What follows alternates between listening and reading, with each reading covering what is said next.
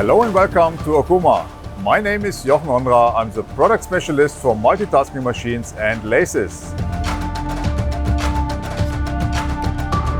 I'm here in front of the MULTUS U3000.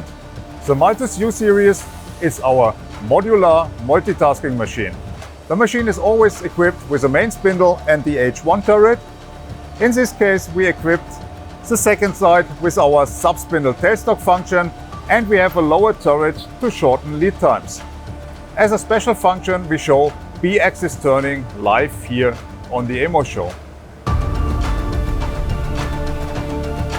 This machine is also equipped with our new OSP P500 controller, which gives you a lot more functionality, easy operation and energy saving features.